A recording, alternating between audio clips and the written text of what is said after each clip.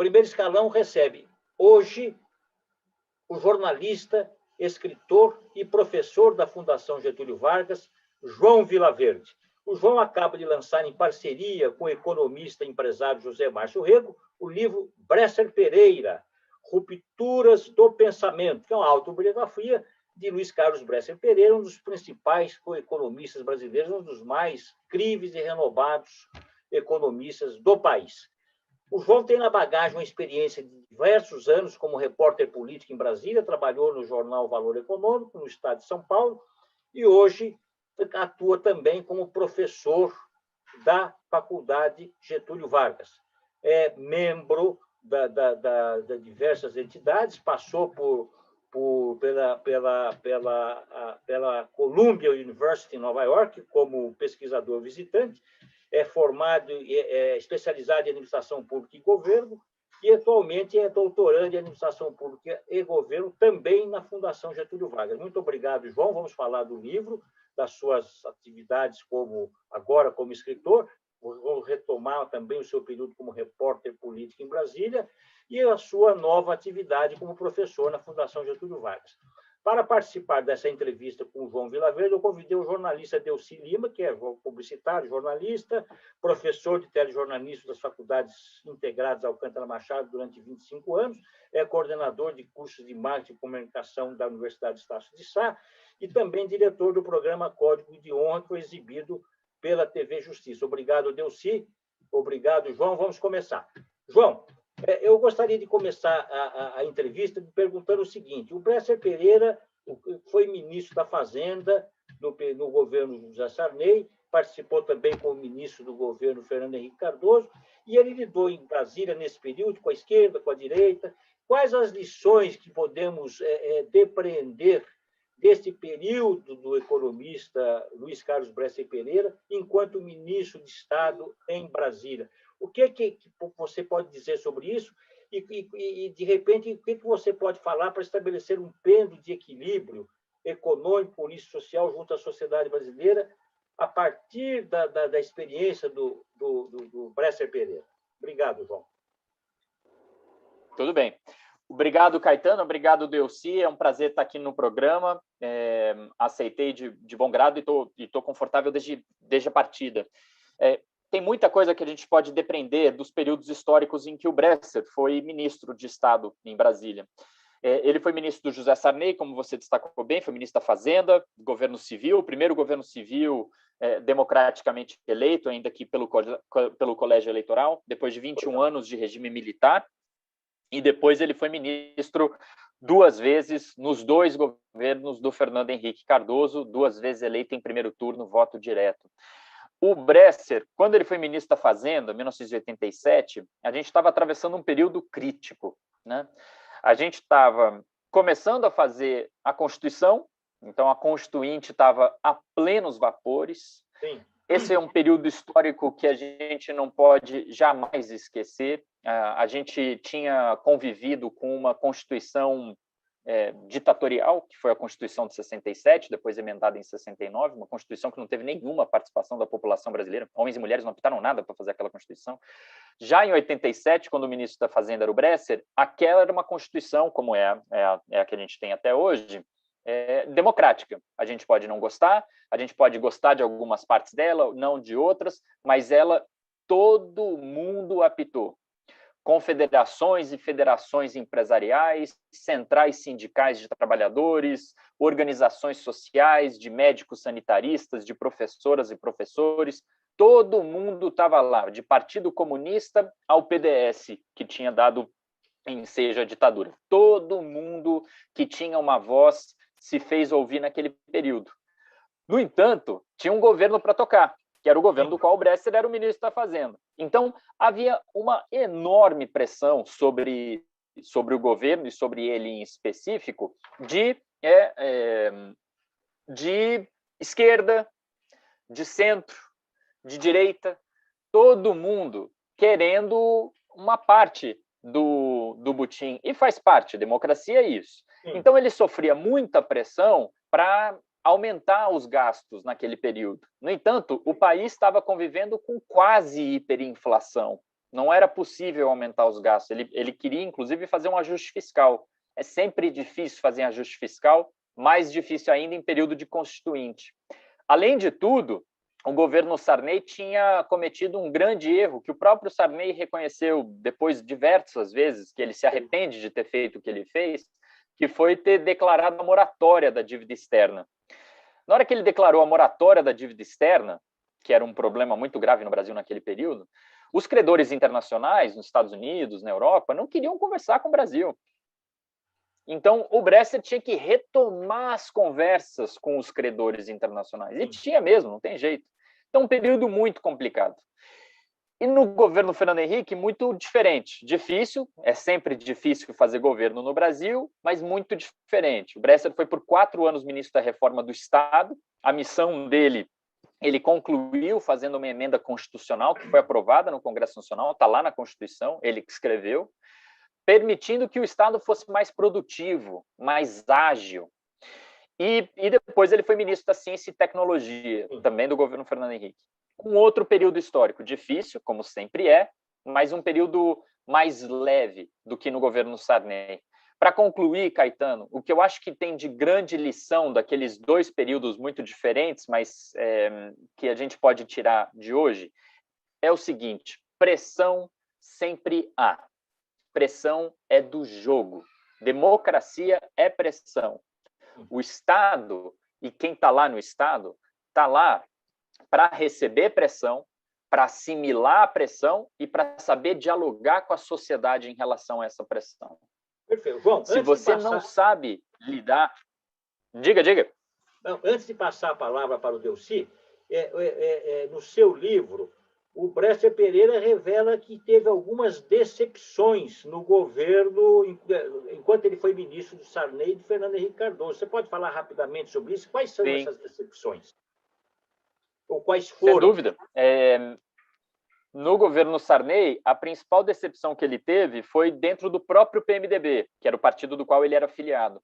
O PMDB, para quem está nos assistindo, a gente não pode esquecer, ele é o maior partido do Brasil hoje, 2021.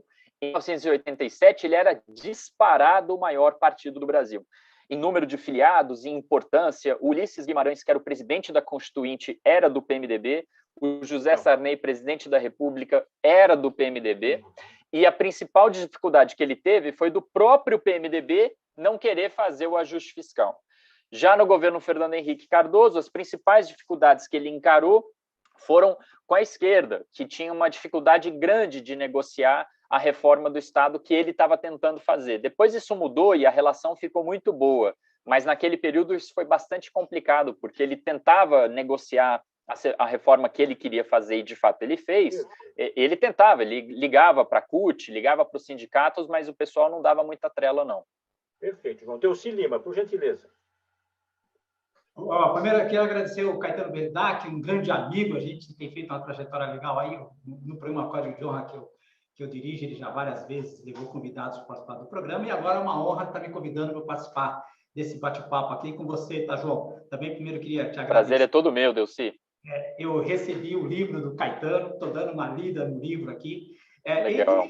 É uma aula de história, né? É uma aula de história. Eu vou pontuar algumas coisas que eu estou lendo no livro aqui, mas eu queria lembrar de 2 momentos aqui do Bresser Pereira, que o Bresser Pereira, sem dúvida nenhuma, ele se diz que não é político, né? Mas sempre foi político, porque sempre teve ali, da política ali. Eu vou lembrar só 2 episódios que eu estava lendo, que eu estou lendo no livro aqui. Um é do Plano Cruzado, que, por incrível que pareça, eu estava viajando, eu estava em Maceió com 2 amigos de infância, a gente estava de carro, e eu lembro dessa data, né, que foi o do Plano Cruzado, porque a gente estava assistindo a final da novela Roque Santeiro, o hotel inteiro parado, era a final da novela Roque Santeiro, acho que deu 90% de audiência na Globo naquela época, e em seguida veio o Plano Collor, o plano do Cruzado, e nós ficamos sem dinheiro no meio da viagem, porque mudou a moeda assim de uma hora para outra, então imagina.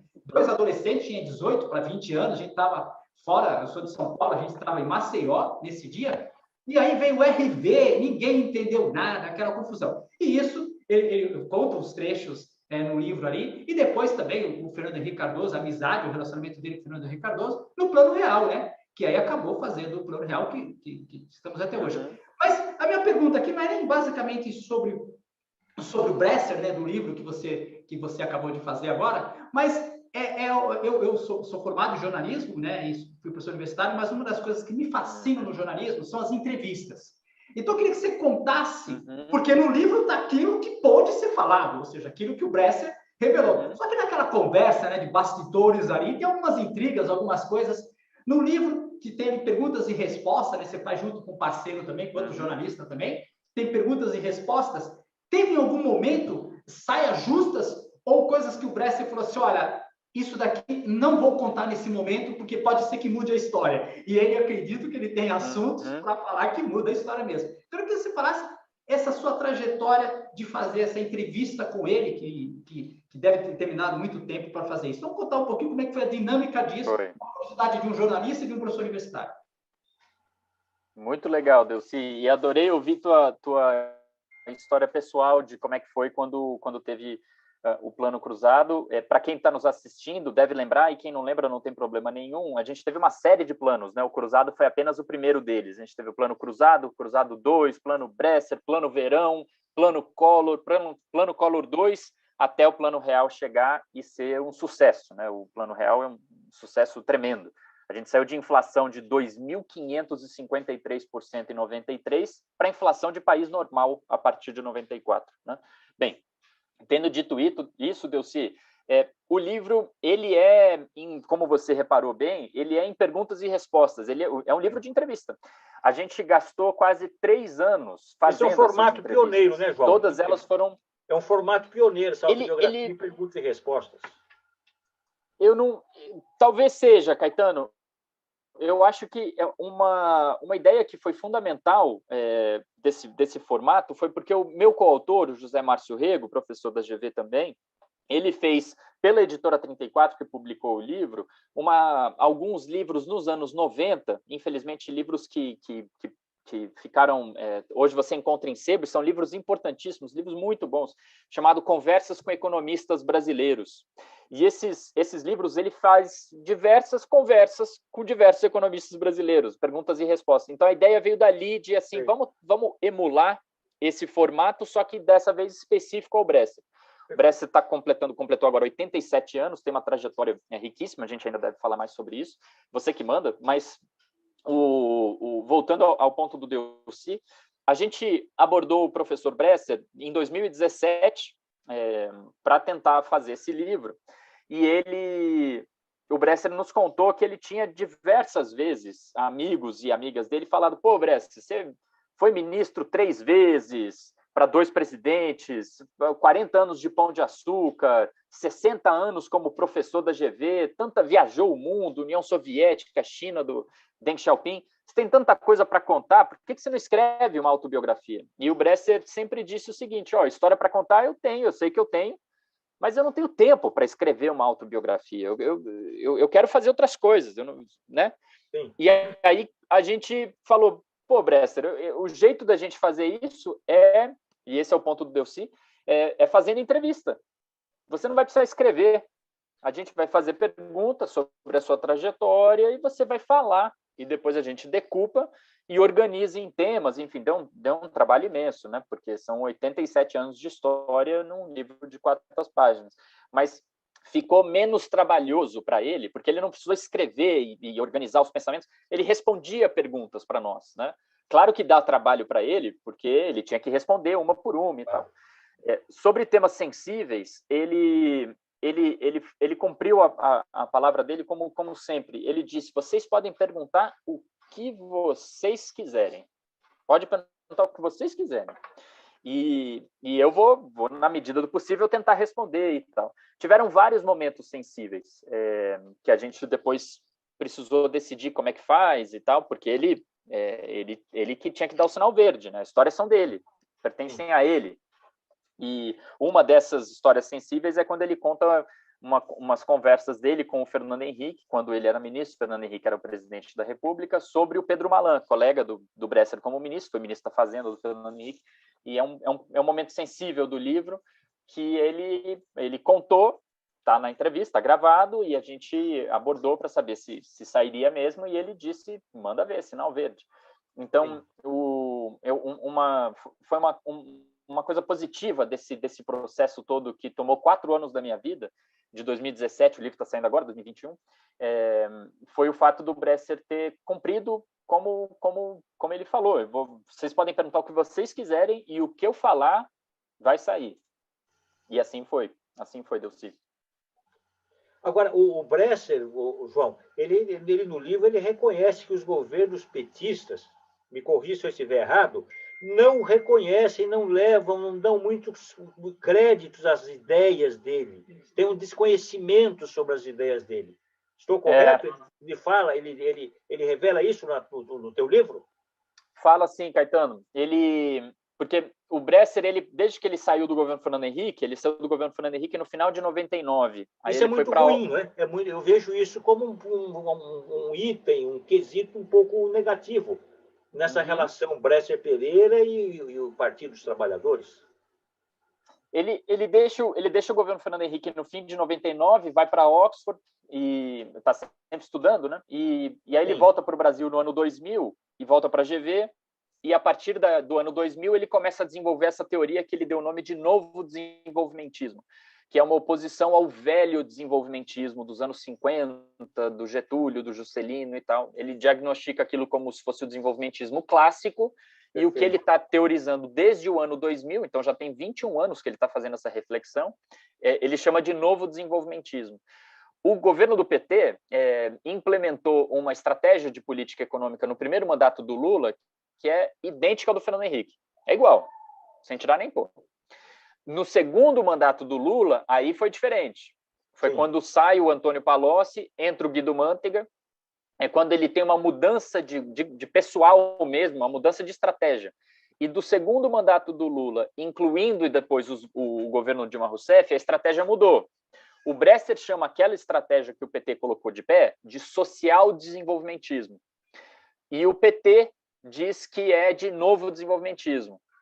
A gente pode falar a diferença entre elas são bem diferentes, mas o que incomoda o Bresser é que o PT usou o termo que o Bresser usa para a teoria dele, para uma teoria que não é a dele.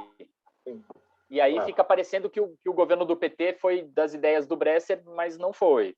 Então, eu acho que dá para definir bem os governos do PT entre o primeiro mandato do Lula, foi, do ponto de vista de economia, igual ao governo do Fernando Henrique, idêntico. Inclusive com as mesmas pessoas. O Joaquim Levy estava no governo do Fernando Henrique, continuou no governo do Lula. O Ilan Goldfein era o principal diretor de política monetária do Banco Central do Armínio Fraga, continuou no governo Lula. O Henrique Meirelles tinha sido eleito deputado federal pelo PSDB em 2002 e assumiu como presidente do Banco Central do Lula. Quer dizer, Marcos Lisboa, as pessoas eram mais ou menos as mesmas. E mudou no segundo mandato. O segundo mandato do Lula é bem diferente do primeiro mandato do Lula. Delcy, por favor. João, voltando aqui, eu agora como professor aqui, fui professor universitário durante mais de 25 anos na FIAN. Pois é, belíssima trajetória. E dei aula de telejornalismo, ou seja, ajudei a formar muitos profissionais aí, jornalistas aí. E a pergunta agora é você foi para Brasília e Sim. Em Brasília é complicado, né? Eu sempre disse para os meus alunos, João, eu sempre falava para os meus alunos, olha, para vocês serem um bom profissional de ao vivo, você tem que trabalhar com esportes, fazer reportagem em campo e ser repórter político. Se você conseguir fazer isso, você vai segurar qualquer programa, qualquer coisa ao vivo, porque são dois tipos profissionais completamente diferentes. O jogador de futebol, apesar que hoje ele tem media training, está conseguindo falar, mas você precisa tirar pedra do jogo dele.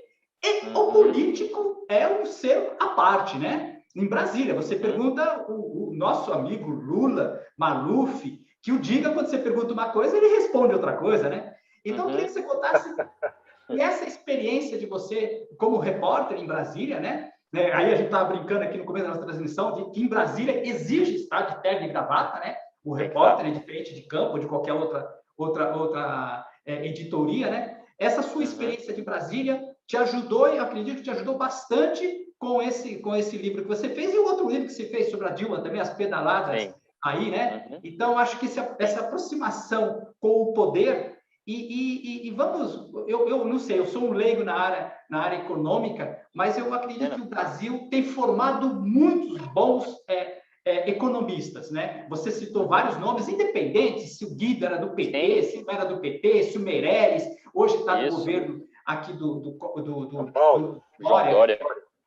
João Dória, mas o próprio Guedes, o Armindo Fraga, eu acho que nós temos bons nomes na área econômica, e lógico, você está na GV, que é a mãe ou o pai da economia no Brasil, aqui da formação, né? Então, eu queria que você falasse dessa sua experiência de repórter de campo e convivendo com essas personalidades que fazem o nosso dia a dia, né? Ou melhor ou pior, né? Não, sem dúvida. Pô, só pergunta boa, Delcy Caetano. Obrigado, Delcy. Os meus anos vivendo e trabalhando em Brasília foram absolutamente fundamentais. Marcaram a minha trajetória para sempre, e para sempre eu vou ser o que eu fui lá.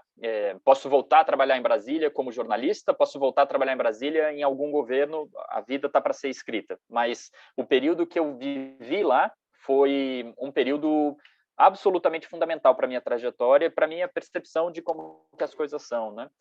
Brasília exige 100% das suas energias todos os dias. Não tem sábado e domingo em Brasília, porque o poder está em Brasília, e o poder não dorme nunca, porque se você dormir, alguém vai fazer o poder por você.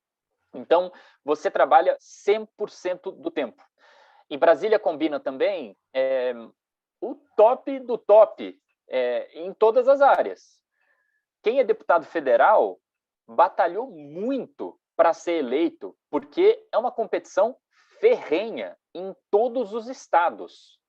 Então, todas as deputadas e todos os deputados que lá estão são vitoriosos na sua carreira.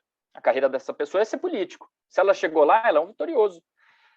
Eu estou sendo bem pragmático, não estou dizendo se é bom ou ruim, tá? A esquerda, direita e centro são vitoriosos que chegaram lá.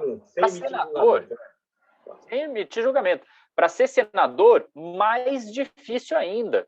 Para ser ministro de Estado, para ser secretário executivo de ministério, para ser presidente da República.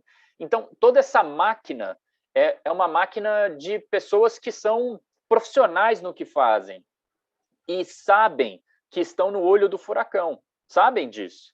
Todo mundo quer estar onde está aquela pessoa. Então, a pressão é absurda. E, ao mesmo tempo, estão todos e todas lidando com dinheiro público, com imposto e com dinheiro arrecadado com emissão de dívida de título público. Então, é tudo muito sensível, porque a gente ficou com esses casos de corrupção e tal, com desvio de dinheiro público, mas muito mais importante do que isso são os gastos públicos, porque eles são muito mais volumosos, né?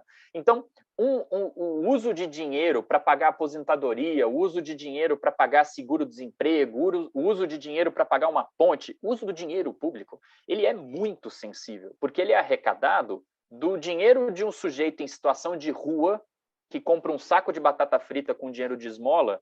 Uma parte daquele dinheiro que ele gastou, que ele não tinha, que ele ganhou de esmola, ele gastou, é dinheiro público que vai ser usado pelo Estado. Então, são pessoas muito importantes, à esquerda, ao centro e à direita, eleitas, a maior parte delas estão eleitas, né? Deputados, senadores e presidente, ministros não, e estão todos lidando com uma matéria sensível, que é o uso do dinheiro público. É sensível em qualquer país do mundo. Especialmente num país pobre e desigual como o Brasil. Então, isso me formou, porque eu precisei acessar essas pessoas todos os dias, em todos os anos que eu morei lá em Brasília, obter informações, checar se as informações que eu tinha estavam corretas ou não, estabelecer laços de confiança. A pessoa tinha que confiar em mim e eu tinha que confiar nessas pessoas o tempo inteiro. E eu fazia isso primeiro pelo valor econômico, depois pelo Estado de São Paulo, o Estadão, competindo com pessoas que estão no Globo, na Folha de São Paulo, em outros canais de televisão e rádio. Então, a competição também entre jornalistas é muito forte, te faz melhor, porque você está competindo com gente muito boa, mas você não desliga, 100% do tempo você está trabalhando. Sobre os economistas, um breve comentário, assina embaixo, Delcy, o Brasil é uma fábrica de grandes economistas, homens e mulheres, uma fábrica. O Plano Real, a gente nunca pode esquecer, ele é uma joia de pensamento econômico, 100% brasileira. O Plano Real nasceu da cabeça de 2 brasileiros, o Pércio Arida e o André Lara Rezende. E ele foi implementado também por uma equipe de brasileiros. Ele é uma coisa impressionante. A gente estava em hiperinflação e a gente passou a ser um país normal, de inflação de 4%, 5% ao ano. Quando é ruim, como agora em 2021, a inflação está ruim agora, com 8%, 9% de inflação, mas 8%, 9% de inflação no ano, que é agora 2021, eram alguns dias em 1993, algumas horas. Então, a gente conseguiu acabar com a hiperinflação no Brasil por ideia de economista brasileiro. Ideia, pegou um pedaço de papel em branco, começou, se a gente fizer isso, se a gente fizer aquilo, se a gente o contrato e a moeda e o RV, é tudo criação humana. É uma coisa impressionante. Então, a gente nunca pode esquecer a esquerda, ao centro e à direita, o nível dos nossos economistas é extraordinário. João, você acabou de mencionar o teu livro, escrito em 2015, Perigosos Pedalados, uma história que detalhou uma crise política que inundou na queda da então presidente Dilma Rousseff. Qual é a releitura que você faz sobre esse livro que você escreveu em 2015? São 5 ou 6 anos, não é? Hoje. Ele ainda tem um conteúdo atual? Obrigado pela pergunta, Caetano. Eu escrevi com esse objetivo. Eu não dou minha opinião em nenhuma página do livro. Perfeito.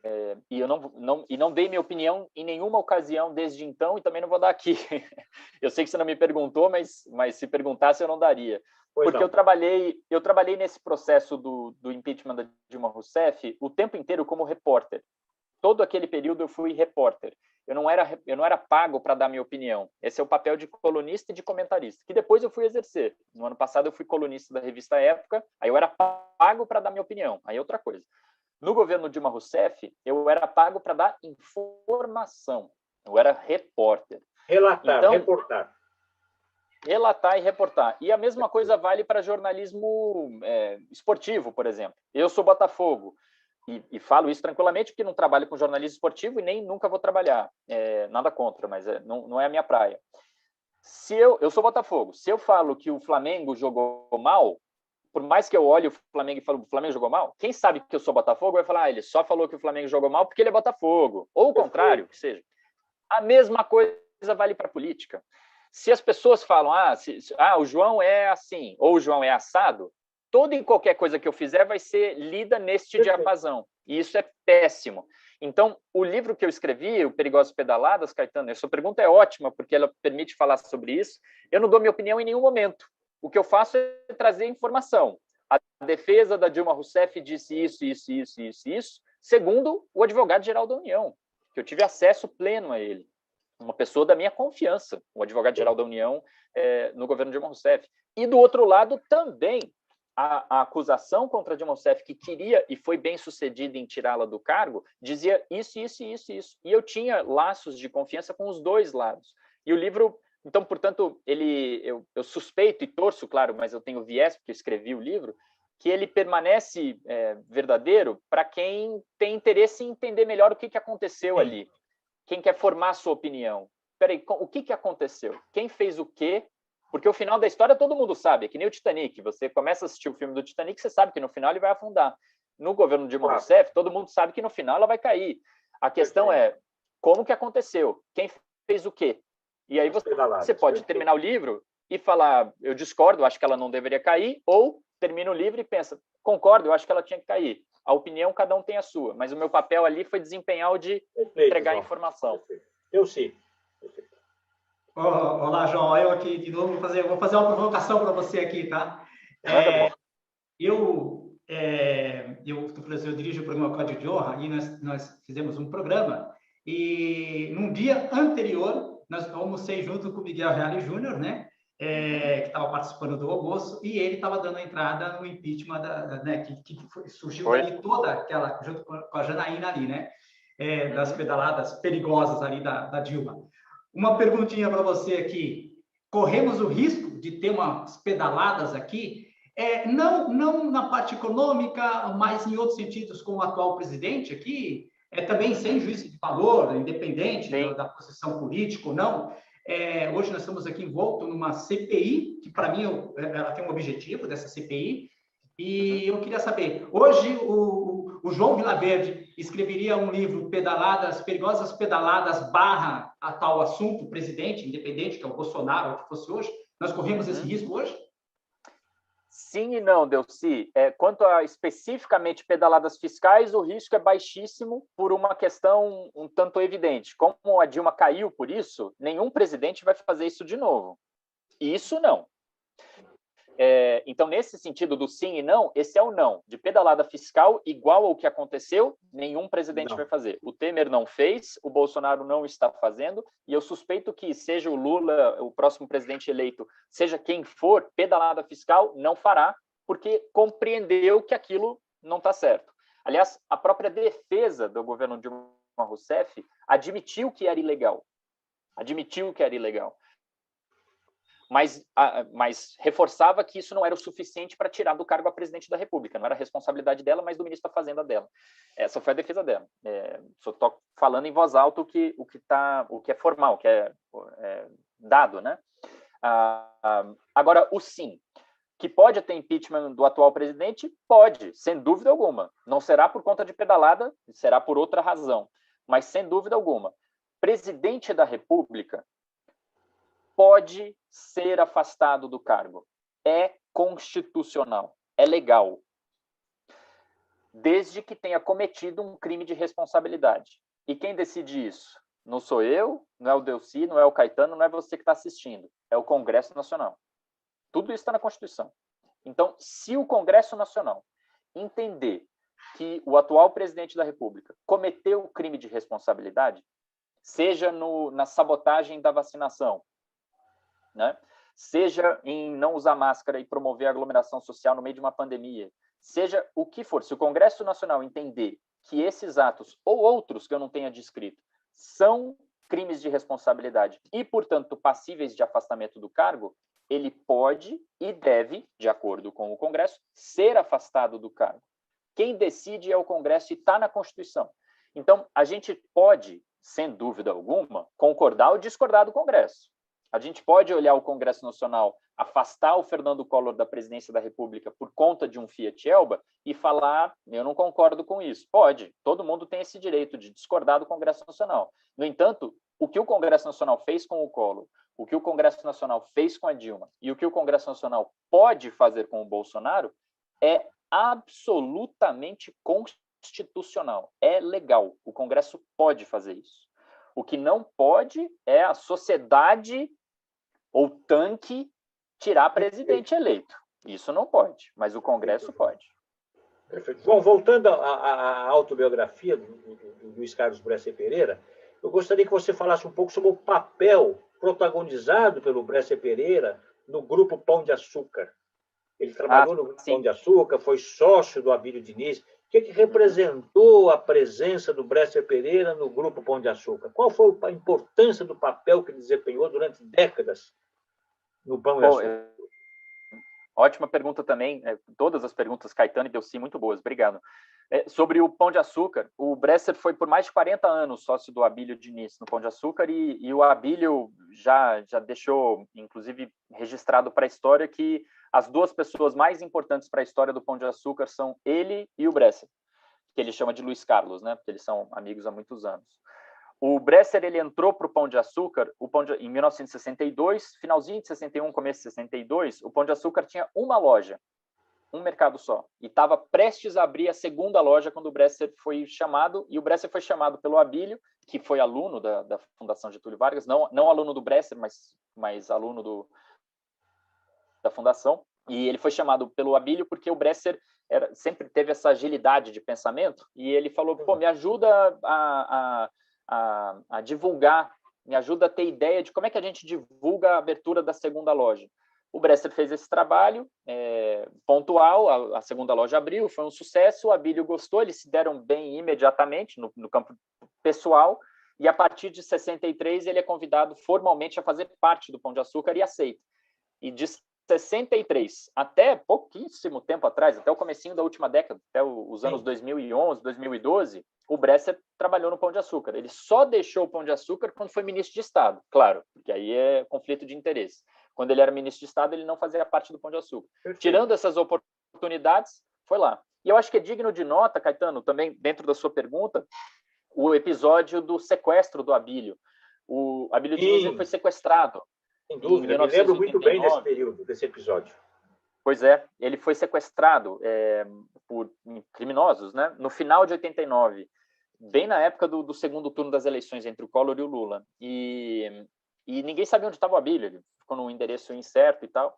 Quando descobriram, a polícia descobriu onde é que estava o Abílio, foi o Bresser que foi negociar, e isso transmitido ao vivo nas televisões, com os sequestradores, no dia do segundo turno, 17 de dezembro de 89. E o Bresser ficou lá, com os sequestradores apontando arma para ele, apontando arma para o Abílio, ele negociou e depois foi com eles no carro da polícia até a delegacia para garantir que o que eles tinham combinado seria cumprido, de fato foi, e ele ajudou na liberação do Abílio. Terminou tudo isso, ele ainda correu para uma cabine de votação para poder votar, porque era o dia do segundo turno e naquela época se votava em papel, uma loucura. Imagina, a gente ficou dias contando, imagina voltar a fazer isso agora. Mas, enfim, é isso. Eu sei. João, vamos lá no livro todo, né? Eu falei assim, eu adoro esse tipo de entrevista, né? Eu falei assim, que eu acho que a minha parte do jornalismo que mais me fascina é a entrevista, e principalmente quando deixa essa oportunidade. E ali o Bresser, ele em todo momento, ele nos relatos dele, né? Em algum momento foi professor, não foi professor formal, mas foi um professor.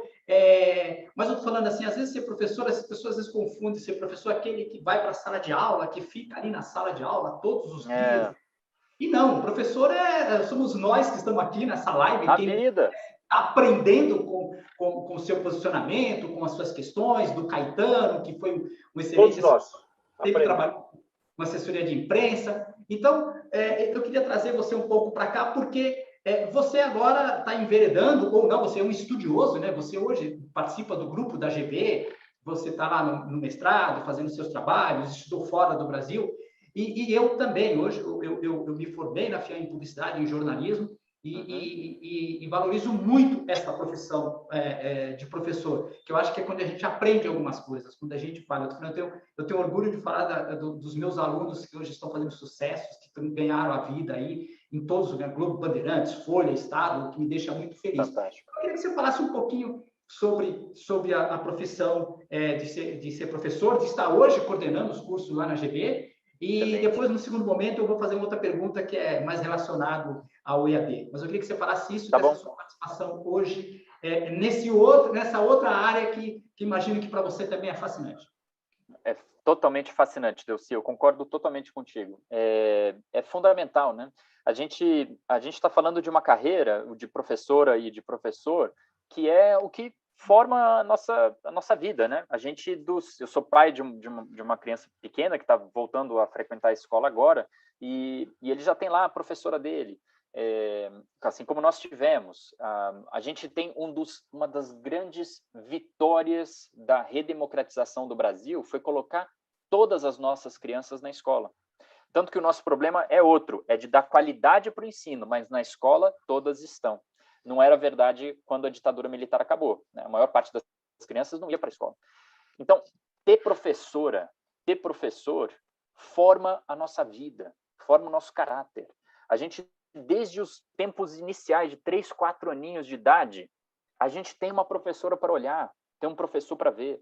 E aqueles de nós que têm a oportunidade de fazer um ensino superior, desse que o Delcy acabou de mencionar, aquele professor, foi por 25 anos professor lá, agora eu estou começando a minha trajetória como professor na graduação da GV, aqueles de nós que têm a chance de terminar o ensino médio e ir para o ensino superior, continua tendo acesso a professoras e professor. Depois, se você vai fazer um mestrado e depois, se você vai fazer um doutorado, dependendo da nossa trajetória e das nossas circunstâncias, nem sempre é possível, a gente está sempre diante de professoras e professores. E o nosso aprendizado é infinito, né, João? Nunca termina. É infinito, é interminável. E todos aprendemos a ser professores, se a gente quiser aprender.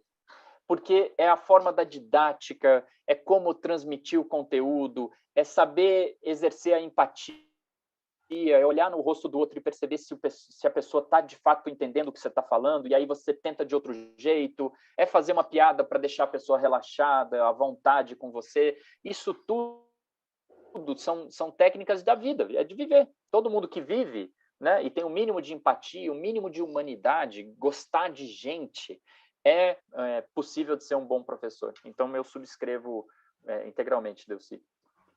Caetano, deixa eu só complementar aqui, que eu acho que é importante. João, agora, antes de a gente começar, eu sei que você tem um filho de 3 anos e eu tenho uma filha de 15 anos. A minha filha de 15 anos, ela fica no quarto dela estudando lá, não vem me pentelhar aqui, né? Porque ela já consegue disseminar, já consegue ter o conhecimento e tal. E por que eu estou falando isso? Porque essa pandemia está trazendo para a gente um novo mundo. Tanto é que nós estamos aqui fazendo isso que não fazia 2 anos atrás. Hoje tem isso diariamente. Então, eu vou fazer 2 perguntas para você. Primeiro, porque o ensino à distância na graduação, hoje ele está 50%, praticamente 50% presencial, 50% EAD. Até aí tudo bem, não vejo problema nenhum, porque, por exemplo, no curso de mestrado lá da GB também tem a distância, só que é um público completamente diferente, são pessoas que têm tecnologia, que têm formação. A GV é uma faculdade cara, então você pode ter o equipamento, tudo. E numa das lives que eu assisti sua, você fala exatamente sobre isso, do brasileiro, daquele que não tem nem um celular, não tem nada para assistir uma aula. E quando você fez um comentário falando sobre o seu filho, né? Porque o seu filho requer a atenção do pai nessa idade e da mãe nessa idade. A minha filha já não, minha filha tem 15 anos. E você que está fazendo doutorado nos Estados Unidos, você não precisa de ninguém para te auxiliar. Então, eu queria que você falasse um pouquinho, que eu sei que você hoje está lá na GV, também está atento a essa modernidade. Super. Como que a gente cuida desta criança de 3 anos, que é o caso do seu filho, que precisa de atenção dos pais. E nós, que somos pais, nem lembramos mais de como educar os filhos. Como é que a gente vai resolver esse problema na educação básica? E depois, eu acho que a graduação e a pós, os professores vão aprendendo a dar aula também. É diferente de quem está na graduação aqui. Então, eu fiz essa pergunta porque numa das vezes você falou do seu filho, que às vezes você tem que cuidar da casa, a sua mulher tem que cuidar da casa, e tem que dar atenção para o filho que está estudando também. Tem que fazer, não tem jeito. Exatamente. Pergunta muito sensível, Delcy. Obrigado novamente. Eu acho que tem 2 coisas aí. A primeira, sobre ensino superior, veja, 2 anos atrás a gente não fazia o que a gente está fazendo aqui hoje. Mas 2 anos atrás já existia Zoom, já existia Google Meets, já existia YouTube. 2 anos atrás a gente já poderia fazer isso aqui, mas a gente não fazia. Ninguém fazia. Ninguém fazia. Tudo isso já existia, mas ninguém fazia. Agora, eu acho que o que a pandemia faz é acelerar algumas coisas. Então, a gente naturalmente migraria para uma coisa de uma conversa entre adultos, uma aula de ensino superior, um programa de televisão. Você não precisa trazer uma pessoa, um entrevistado ou entrevistada que está em Fortaleza, você não precisa pagar passagem aérea, hotel para ela ir para São Paulo para então gravar o programa e depois ela volta para Fortaleza. Você já pode fazer agora, como a gente está fazendo. Isso é muito bom. Isso é muito bom. Porque gera o conteúdo. Um jovem de 17 anos que pode fazer o curso de graduação em administração pública da GV de São Paulo sem precisar sair da casa dele em Rio Branco, é maravilhoso. É maravilhoso. Você não rompe laços familiares. Se ele passou no processo, ganhou a bolsa ou tem condições de pagar, isso vale para a USP, vale para tanto faz, Federal do Rio Grande do Sul. O conhecimento agora está distribuído nacionalmente do ponto de vista de ensino superior, e isso é fabuloso. Já estava disponível 2 anos atrás, mas a gente não usava. Agora a gente está usando. Então, a pandemia, nesse sentido, ela acelerou a roda da história. A gente ia chegar lá, mas agora a gente foi forçado a chegar lá. Então, chegamos. Esse lado eu acho muito legal. Mas tem o outro lado, que é o lado das crianças. Veja, segundo o IBGE, e isso não sou eu, isso aqui é IBGE, se você que está nos assistindo, jogar no seu buscador, no Google, 60 milhões de brasileiros e brasileiras jamais tiveram acesso à internet. 0. A gente está falando de 60 milhões de pessoas. O acesso 0. O que quer dizer que na hora em que escola fecha, na hora em que a gente... E no começo da pandemia tinha que fechar, fechou no mundo todo, fechou em Londres, fechou em Paris, fechou em São Paulo, tem que fechar, você não sabia, o vírus é novo. Depois que passou isso, e a gente já descobre tantas coisas, escola tem que estar aberta, ensino à distância não funciona para criança. Eu falo isso como pai e falo isso como alguém que lê sobre isso. Não funciona. Funciona para a filha do Delcy, que tem 15, que ela não é mais uma criança. Para jovem, ensino à distância funciona perfeitamente.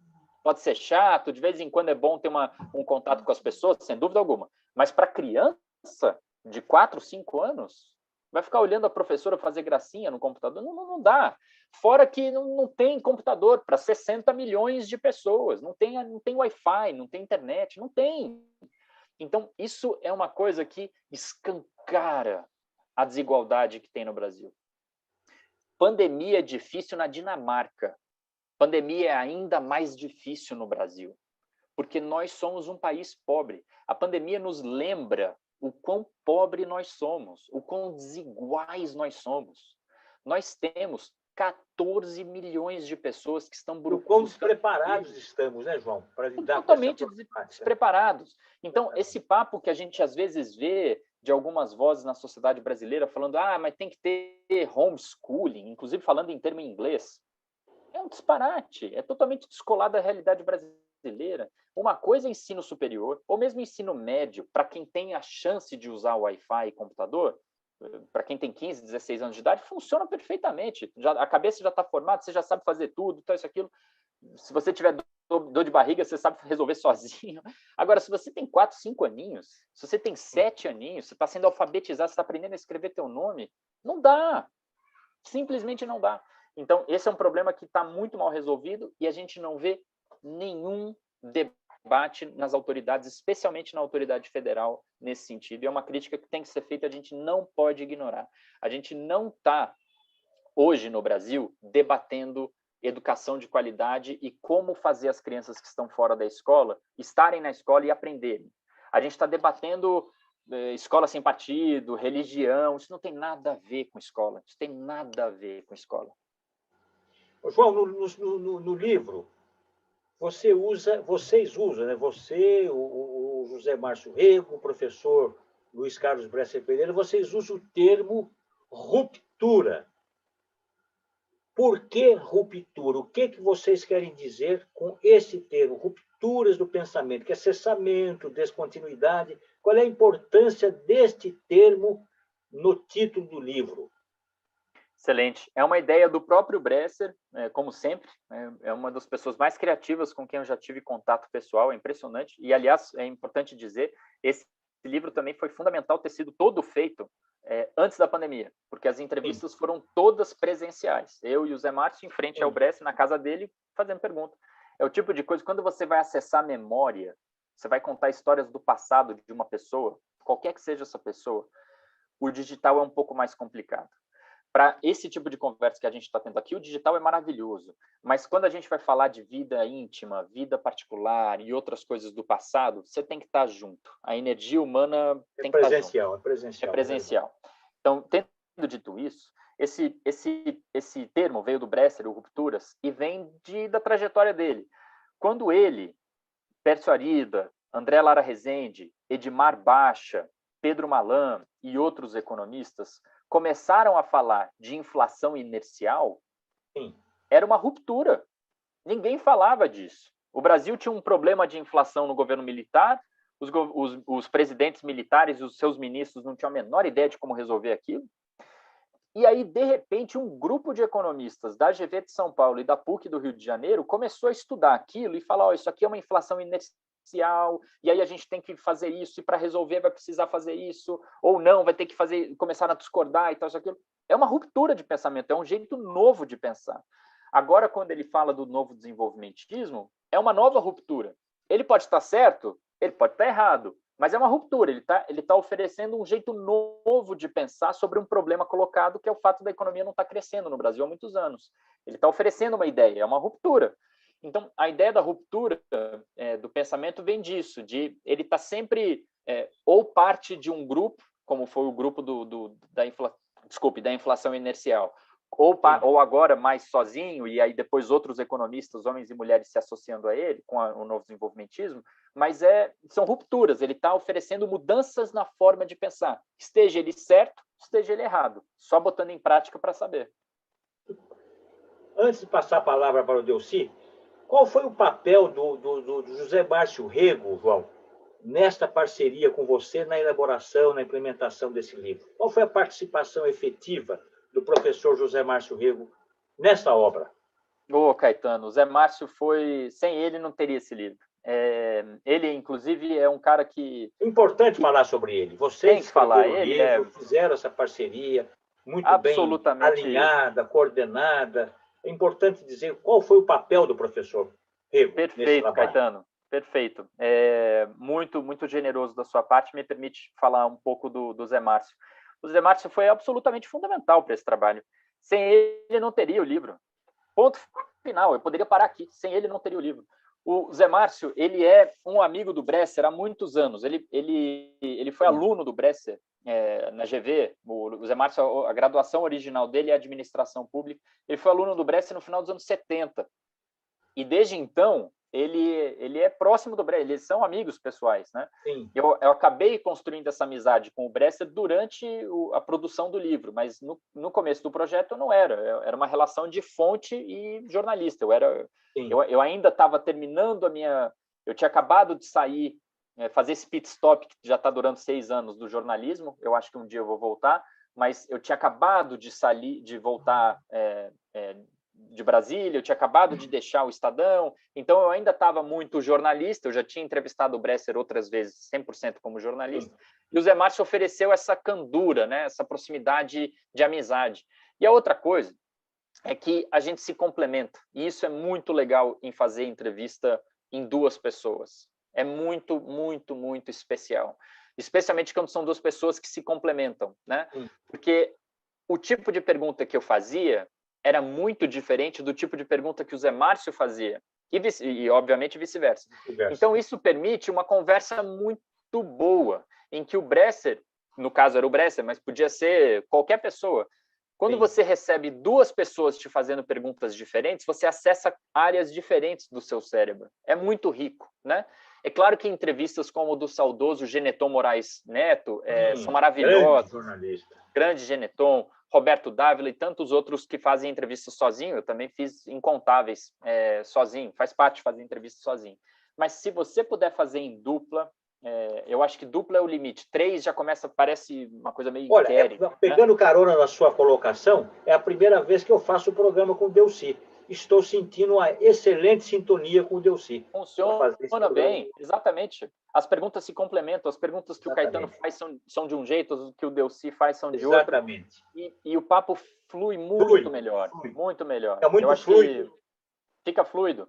A gente viu isso historicamente pelo programa Roda Viva, por exemplo, que é filho da redemocratização do Brasil. E que você já fez algumas vezes, que eu já tive lá. Participei algumas vezes, tive honra de fazer lá.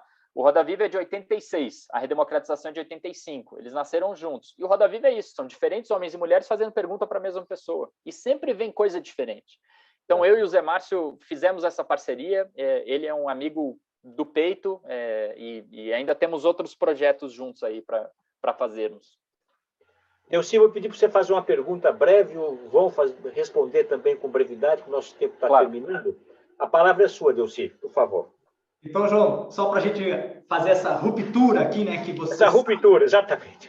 Você sai do jornalismo excelente. E está se aventurando, não, que já você fez o outro livro, Perigosas Pedaladas, né? Eu queria que você, só para uma curiosidade minha, que eu acabei de fazer um livro agora, também lançar o livro, e eu gosto de falar do meu livro, né? Eu acho legal. O Caetano participou até de uma live que eu fiz agora falando do meu livro. Então, eu queria que você fizesse uma avaliação dela, porque, sem dúvida nenhuma, eu acho que, como eu disse, eu gosto disso da entrevista. Eu acho que ter passado esse período com o Bresser aí, que é um cara que tem muita história para contar, mas o resultado final, como é que você está vendo isso? Eu estou lendo o livro, né? Eu não li todo o livro ainda, eu estou dando uma folhada. 400 páginas, impossível ler esse livro com não tem como ser rápido, capacidade de absorção em menos de uma semana. Difícil. Não tem como. 400 páginas, não tem como. Acho que é um mês de leitura, João. E eu tô encantado, João, com o livro, porque porque muitos dos episódios, eu estou com 58 anos, faço agora, segunda-feira que vem, 59 anos, muito dessa parte que estou no livro, eu vivenciei, então eu conheci algumas coisas, relembra, né, traz assim, você fala, nossa, e é legal porque você acaba falando, então foi por isso que aconteceu essas coisas, né? Então é interessante. Então eu queria que você fizesse aqui a minha pergunta final, agradecer a sua participação aqui, um prazer conhecer você aqui. Um prazer é todo meu. Você falar dessa sua ruptura e indo para o livro e o resultado, como é que você está vendo isso, com a opinião das pessoas, aí dando um feedback do final do livro, tá? Muito, muito obrigado, Delcy. Foi um prazer participar desse programa com o Caetano e contigo. Foi gostoso do começo ao fim. Delcy, eu acho que a gente está vivendo um período de transição no país, né? No começo desse ano saíram as memórias do Fernando Henrique Cardoso, que completou 90 anos de idade. Agora, as memórias do Bresser, que está com 87. Nós estamos num período que óbvio que é uma coincidência, a gente não sabia que o Fernando Henrique estava trabalhando as memórias dele e estava para sair na mesma época. Mas a gente está num período em que a gente está massacrado, né? 570 mil famílias perderam entes e amigos na pandemia, 14 milhões de homens e mulheres desempregadas. É um massacre, é um massacre. A gente lembrar de histórias do passado, como que foi sair da ditadura, como que foi construir o Plano Real, como que foi colocar as crianças na escola, como que foi fazer o Bolsa Família. Isso é muito gostoso, porque faz a gente pensar. É que nem assistir jogo da Copa de 58 ou da Copa de 62. É gostoso, ver o João Gilberto. A gente olha e fala assim, caramba, olha o Botafogo jogando, que é a mesma coisa que a seleção brasileira. É brincadeira. Mas dá uma grande alegria você ver o João Gilberto tocando violão, ver o Tom Jobim tocando piano, ver a seleção brasileira campeã da Copa. E é uma grande alegria também lembrar que o Brasil venceu a ditadura militar, que o Brasil venceu a hiperinflação, que o Brasil venceu as crianças não estarem na escola, agora elas estão. É uma grande alegria lembrar que a gente tem episódios de política bem-sucedidos no país, que política não é só roubalheira, que isso é uma besteira. A minoria está envolvida em falcatrua. É que a gente presta muita atenção na minoria. A gente é bom. Eu acho que livros de memória são importantes porque a gente tem pouco, a gente lembra pouco das coisas. A gente lembra da nossa vida. Como que foi a minha infância, onde que eu estava quando isso aconteceu, tal. Mas de memória nacional, isso é muito importante. E a gente tem que exercer. Como disse o Delcy no início da entrevista, é uma aula de história esse livro. É uma grande aula. Obrigado, Caetano. Não é verdade? João, antes de terminar, eu gostaria que você informasse para quem está nos assistindo como adquirir o livro, onde adquirir. Legal. Muito falar sobre isso. Excelente. Obrigado, Caetano. O Rupturas do Pensamento, ele acabou de sair para você que está assistindo esse programa. Você consegue encontrá-lo tanto na Amazon quanto em livrarias físicas, Saraiva, Cultura, Livraria da Travessa, Livraria da Vila, e também no site da própria editora que publicou o livro, a Editora 34, né? www.editora34.com.br. 34 o número mesmo, 34. E todas as livrarias que você buscar, espalhadas pelo Brasil, você vai encontrar. Perfeito, João. Delcy, eu quero agradecer a sua participação nessa conversa que eu reputo como formidável com o jornalista, escritor e professor João Vilaverde. E, João, eu agradeço muito você pela entrevista, por ter atendido o nosso convite. Sua entrevista foi muito rica, muito informativa. Repito as palavras do Delcy, a sua entrevista também foi uma aula histórica, política, econômica e também de jornalismo, de reportagem. Muito obrigado, votos de sucesso na sua nova empreitada, que o seu futuro seja alvissareiro, auspicioso, e vamos nos encontrar. Também quero cumprimentar o professor Bresser Pereira, que ele precisa ir para o Guinness Book. 60 anos dando aula na GV, isso é um recorde, eu acho que único. É impressionante, impressionante. Mas ele está mais tempo dando aulas na GV que o Delcy tem de idade, que vai fazer 58 anos. É impressionante, é isso mesmo, exatamente isso. Não é, João? Caetano. Muito obrigado, cumprimento o professor Bresser Pereira pela sua contribuição para a sociedade brasileira e retorquive essa contribuição espetacular, positiva. Obrigado, João. Suas considerações finais, por gentileza. Muito obrigado, Caetano, grande Caetano Bedak, referência. Muito obrigado, Delcy Lima. Foi um prazer te conhecer pessoalmente. Eu adorei a conversa e estou à disposição de vocês. Eu vou precisar sair correndo, literalmente, para atender meu filho aqui no fundo. E foi um prazer fazer parte desse programa e desse bate-papo. Obrigado. Obrigado, João Vilaverde. Primeiro Escalão volta na próxima semana. Boa noite.